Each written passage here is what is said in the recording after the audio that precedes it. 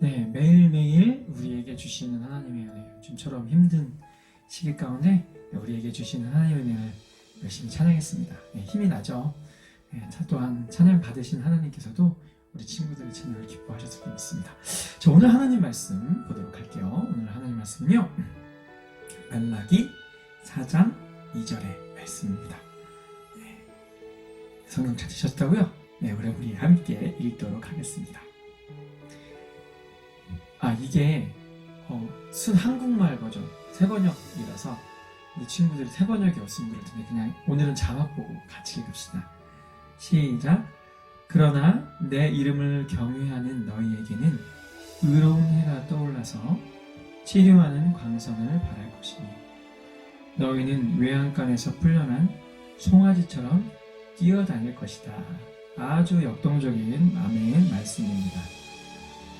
의로운 해가 떠올라서 치료하는 광선을 바라니까 외양간에서 풀려난 송아지 완전 날뛰거든요. 진짜 외양간에서 그 풀려난 송아지 봤습니다. 그 목사님 봤어요. 아주 그냥 송아지가 막 탈출해가지고 난동편으로 갔는데 이렇게 뛴다라고 하면 얼마나 신나면. 자, 그렇습니다. 오늘 이 말씀을 가지고 의로운 해의 주인공 이런 제목으로 친구들과 말씀을 전하려고 합니다. 자, 이스라엘의 이 배탈병이 유행하던 때였어요. 근데 한 환자가 야곱을 찾아옵니다. 야곱을 찾아오는데 이 사람은 배탈병이 난 게 아니라 이 감기가 걸린 거거든요. 기침이라고. 근데 이 약사가 자초지종은 자세히 듣지도 않고 이 기침 환자에게 설사약을, 배탈약을 지어줍니다. 어떻게 됐을까요? 이 결과는 의외인데 이 기침 환자가 와가지고 이 약사한테 고맙다고 하는 거예요. 이유를 들어봤더니 아주 가관이었습니다. 당신이 설사약을 지어주는 바람에 내가 기침할 때마다 너무 조심스럽고 힘을 줄 수가 없어서 조심했더니 기침이 다 나았다. 이러면서 그런 얘기가 있습니다. 죄송해요. 네. 사실 이제 좀 웃긴 얘기인데 그냥 이 얘기가 시사하는 바는 무엇입니까? 바로 상대방이 어떤 말을 하는지 어떤 얘기를 하는지 잘 듣고 이해를 해야 되는 게 되게 중요한 것이죠. 네, 그렇습니다. 여러분, 우리의 삶이든 또 여러분의 시험이든 또 연애든 잘하려면은 그 이해를 잘해야 돼요. 그렇죠? 네.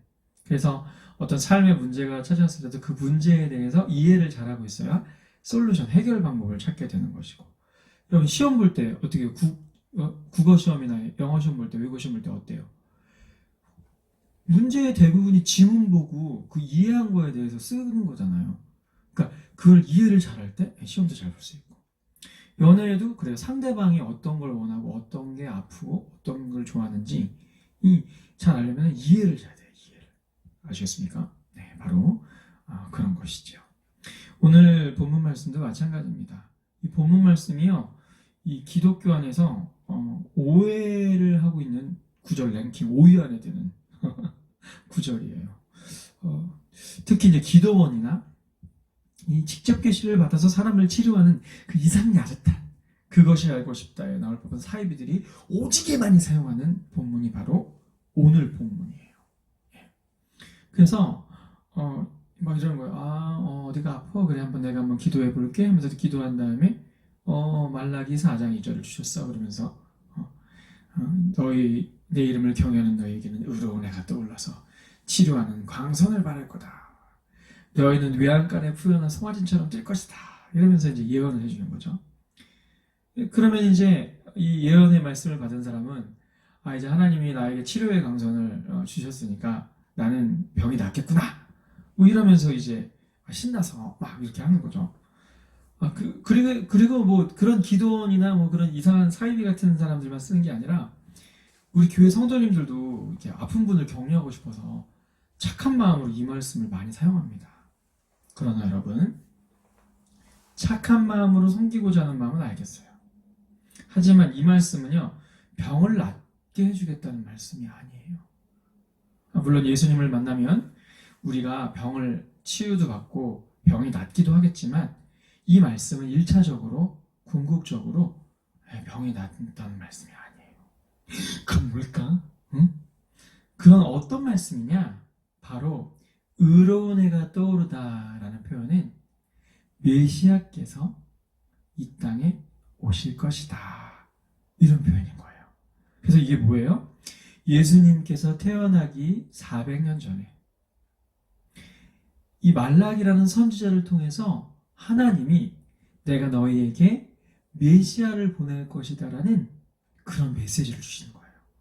그도 그럴 것이, 여러분, 말라기를 끝으로 구약의 예언이 끝나거든요. 여러분이 성경을 열심히 읽지 않지만 나중에 성경을 읽다 보면은 구약 성경의 맨 마지막 권이 이 말라기서인 줄 알아요. 오늘 본문에 말라기서예요. 이 말라기라는 선지자를 통해서 주신 말씀인데, 결국 하나님은 이 마지막 선지자를 통해서 또 한 번 강조하시는 거죠. 메시아가 너희에게 올 것이다, 이런 겁니다. 여러분, 아다르고 어다르죠. 이 말씀을 병을 치유하는 말씀으로 쓸 것이냐, 아니면 이 말씀을 우리의 죄를 사하실 메시아가 올 걸로 쓸 것이냐는 완전 다릅니다. 그렇죠? 여러분, 연애할 때 봐요. 어떤 여자친구가 그녀를 짝사랑하고 있는 남자아이랑 별 뜻 없이 남사친으로 한 번 만나서 놀고 카페를 같이 갔습니다. 그래서 이제 이 여자친구는 별 뜻이 없는 거예요. 그걸 잘 알아야 되는데 이걸 오해해가지고 나랑 한 번 놀아줬으니까 이 여자애가 나한테 마음을 열었나 보다, 이렇게 착각을 해가지고 이 남자친구가 그냥 이 남사친이요 그냥 오지게 막 문자도 보내고 페메에 카톡에 막 심지어 전화질에 막 매일 하는 거예요. 여자애가 결국 어떻게 됐을까요? 이 여자친구가 결국 질려서 손절을 하고 맙니다. 결국 이 여자의 마음을 잘 이해했다면 짝사랑을 하면서 가까이 지내면서 장기전에 돌입할 수 있었을 거예요. 은근 잘해주면서 나중에라도 사귈 기회를 영영 놓친 거죠. 이 남사친이 여자아이의 마음을 잘 이해를 못하고 오해함으로써 벌어진 일입니다. 마찬가지예요. 우리가 하나님의 말씀, 오늘 말라기서 4장 2절 말씀을 볼 때도 그래요. 오해를 하게 되면 엉뚱한 결과를 낳게 되는 겁니다. 여러분, 어떻게 엉뚱한 결과를 낳게 되는 줄 알아요? 자, 보세요. 이 4장 2절 말씀을 치유의 말씀으로 생각을 해가지고 어떤 친구에게 목사님이나 또 부모님이나 또 믿음 좋은 성도님이, 야, 내가 기도하다가 이 말씀이 생각났어. 정연아, 너 이 말씀 받아. 하나님이 널 치료하실 거야. 하면서 이 말씀을 줬어요. 봤더니 말씀이 너무 좋은 거예요. 의로운 해가 떠올라서 치료하는 광선을 발할 거다. 와, 나를 치료하시는 말씀이네? 하고 있었어요. 근데 여러분, 목사님이 지난주에도 얘기했지만 그렇게 해가지고 병이 나으면 다행인데 그 말씀을 받고선도 병이 낫지 않았어요. 전혀 차도가 없을 수도 있고, 어떤 분은 심지어 세상을 등지고 요단강 건너가지고 하늘나라로 가는 분도 있었어요. 이 말씀을 받고. 그렇게 해서 이 말씀을 받으면 어떻게 되냐면 우리 마음속에 이런 마음이 올라옵니다. 하나님 없나 봐. 뭐야, 뻥친 거야? 하나님도 그 말씀을 준 사람도 믿지 않게 되는 거죠. 그럼 이 말씀은 그런 말씀이 아닙니다. 여러분, 이 말씀의 본래 의미, 예수님께서 오셔서 우리의 죄를 치유하시고 치유받은, 그러니까 구원받은 백성들이 너무 감사해서 송아지처럼 뛴다고 해요. 하나님을 신나게 예배하고 기쁨으로 감사로 예배하게 된다는 뜻이 되는 거죠.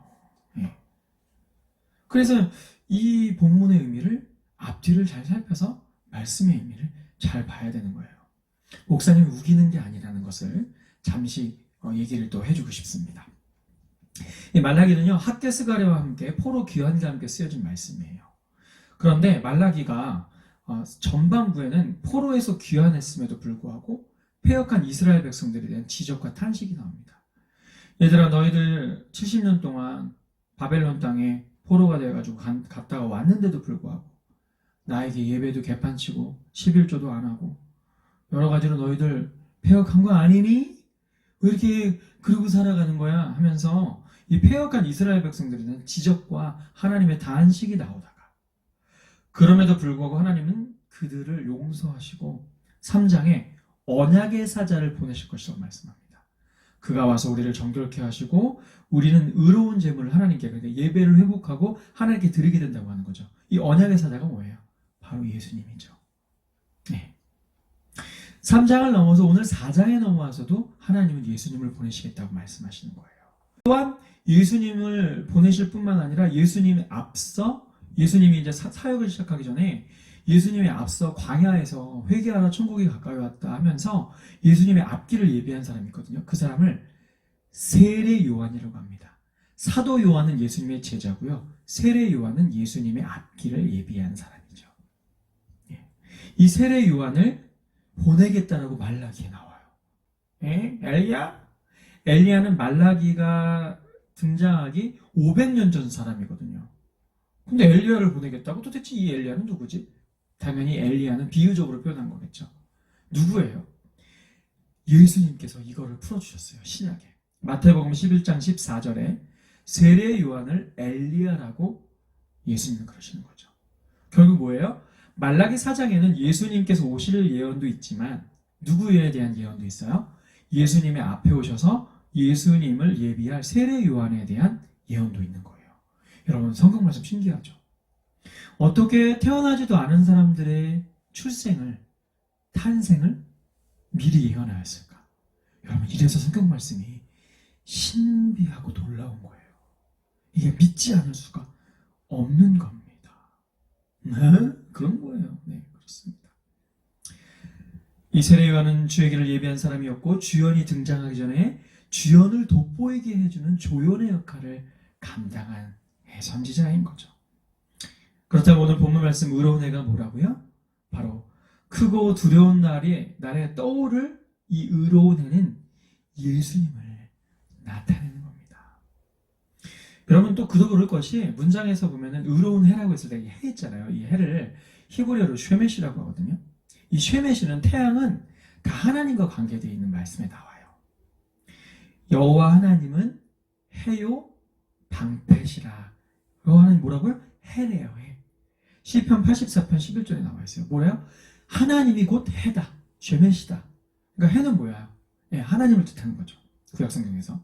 또 민수기 6장 24절 25절에도 여호와는 내게 복을 주시고 너를 지키시기를 원하며 여호와는 그 얼굴로 내게 비추사. 그쵸? 태양을 뜻하는 거죠. 빛을 뜻하는 거죠. 이런 말씀이 신약에 와서 그 하나님을 뜻하는 해와 그 빛이 누구에게서 완성되냐면 예수님에게서 완성됩니다. 요한계시록 21장 23절에 보면 그 성은 해나 달의 비침이 쓸데없으니 뭐예요? 그 성이? 네. 새 예루살렘 성. 우리가 이제 예수님이 다시 오실 때 부활해가지고 영원토록 왕노릇하면서 주님을 찬양하고 정말 가장 극치의 행복을 누리며 살아갈 그 성에는 해와 달의 비침이 쓸데없어요. 왜? 하나님의 영광이 비치고 어린 양이 그 등불이 되신다. 그 어린 양이 누구예요? 바로 예수님입니다. 그래요. 결국 뭐예요? 여기서의 의로운 해는 예수님을 뜻하는 것입니다. 예수님께서 태어나시기 400년 전 말라기 선지자의 예언 속에도 나오십니다. 그리고 그 예언대로 이 땅에 오셨어요. 바로 의로운 해가 떠오른 것이죠. 여러분, 이제 얼마 안 있으면 부활절이 다가옵니다. 예수님께서 우리를 위해 이 땅에 오셔서 십자가에 달리시고 우리의 죄를 대속하셨고 3일 만에 부활하셔서 예수님을 믿는 자들에게 너희도 부활할 거라는 은혜를 주신 바로 그 부활절. 그 부활절의 주인공은 예수님이 바로 의로운 해인 것이에요. 의로운 해이신 예수님께서 치유의 강선으로 우리의 죄악과 못남과 아픔을, 상처를 치유하실 것입니다. 네. 사랑하는 친구들, 우리는 세상이라는 전쟁터에 노출되어 있습니다. 하나님은 우리를 구원하실 뿐만 아니라 전쟁과 같은 세상에서 고난받을 때도 우리를 위로하시고 방패가 되주시고 피난처가 되시고 우리를 일으키고 보호하시는 분입니다.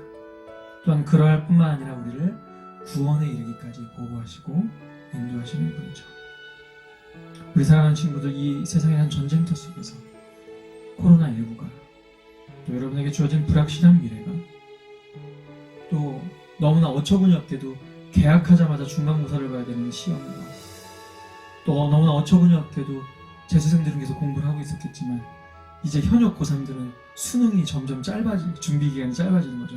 그런 여러 가지 조건들이 우리를 초조하게 만들고 우리를 패배로 몰고 가는 것 같은 그런 지금의 분위기.